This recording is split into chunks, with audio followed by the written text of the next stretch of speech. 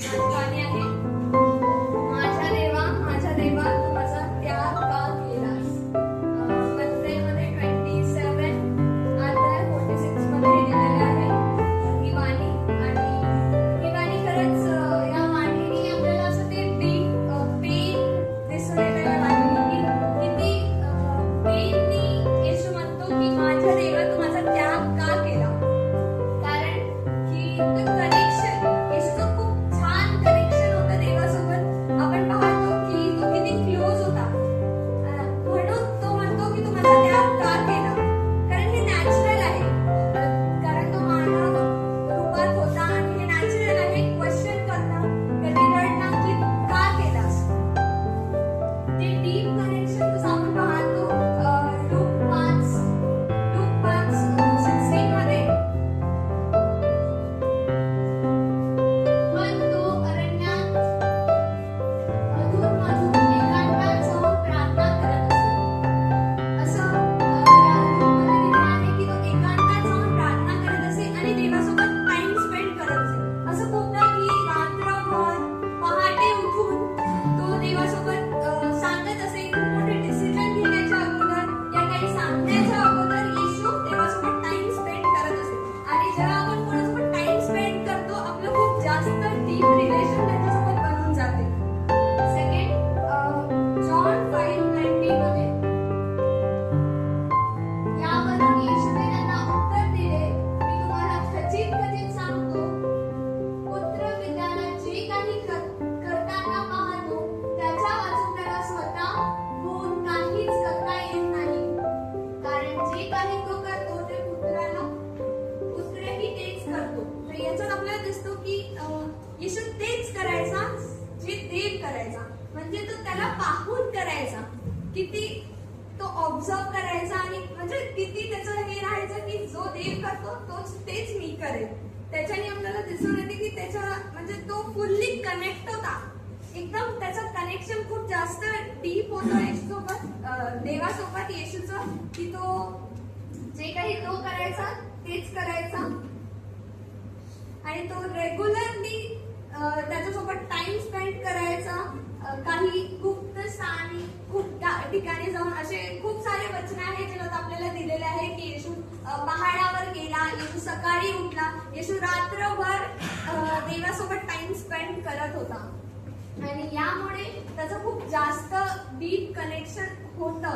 आणि हेच म्हणून तो एक पेन तो एक हे दिसतो आपल्याला त्या स्टेटमेंट मध्ये जेव्हा तो म्हणतो की तू मला म्हणजे तू का हे केलं मला त्याग केला माझा आपलं तोंड का फिरवलं. ते त्याच्यासाठी खूप पेनफुल गोष्ट होती की देवानी माझ्याकडून पेन म्हणजे तोंड फिरून घेतलं.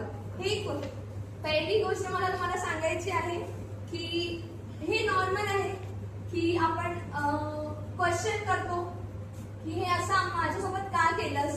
आपण कधी कधी रडतो की असं का होत आहे. पण त्या ठिकाणी येशू शांत नाही राहिला. तो दूर नाही गेला. तो गेला देवाकडेच की आणि त्याने म्हटलं की माय गॉड माझ्या देवा तू माझा त्याग का केला. आपल्या सोबत पण अशा खूप गोष्टी होतात की आपण आणि त्या वेळेस आपण शांत राहून जातो.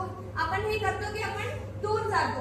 पण या वेळेस आपल्याला देवाकडे जायचं आणि त्याला म्हणायचंय माय गॉड माझ्या देवा. ही पहिली गोष्ट मला तुम्हाला या स्टेटमेंट मधून सांगायची आहे. आणि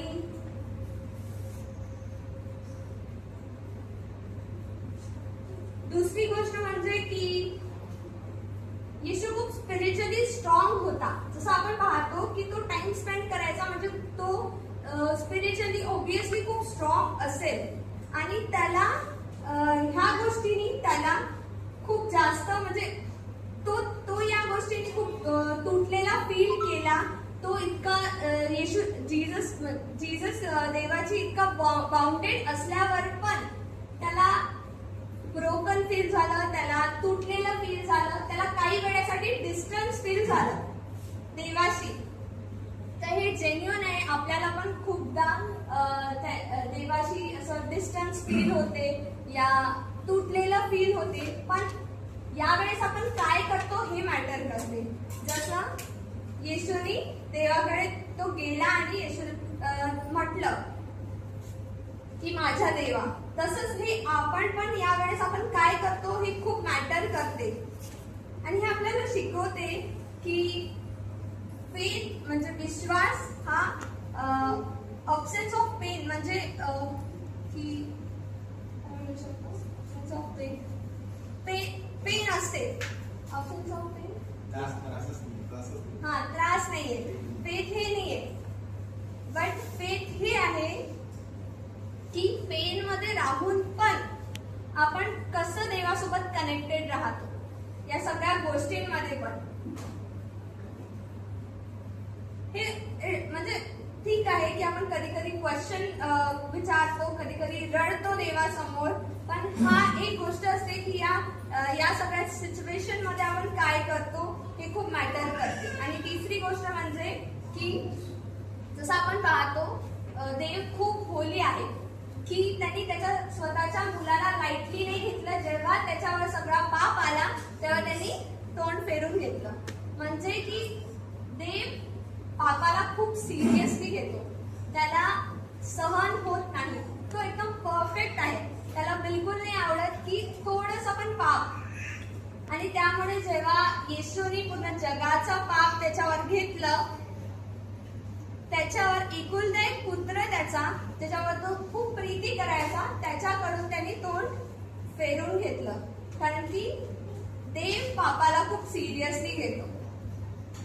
कारण आणि हे पापच, मला एक गोष्ट सांगायची आहे की पापच हा एक रिअल सेपरेशनचा हे आहे. जसं लोकांमध्ये आणि देवामध्ये सेपरेट एक सेपरेशनचं हे असते ना, तो हे पाप आहे. तोच आपल्याला देवापासून सेपरेट करतो. कारण की देवाला पाप सहन होत नाही. आणि हाच एक मोठा, मला तर वाटते हा खूप मोठा एक सॅक्रिफाईस होता जो येशूनी केला. त्यांनी सगळं पाप आपल्यावर घेतलं. त्याला माहित होतं की देवाला पाप सहन होत नाही, तरी पण त्यांनी आपल्यावर सगळा पाप घेतला आणि त्यांनी आपल्या सगळ्यांसाठी हे सॅक्रिफाईस केले. खूप मोठं दर्शक आहे की त्याच्या प्रीतीचं तो आपल्यावर किती प्रेम करायचा.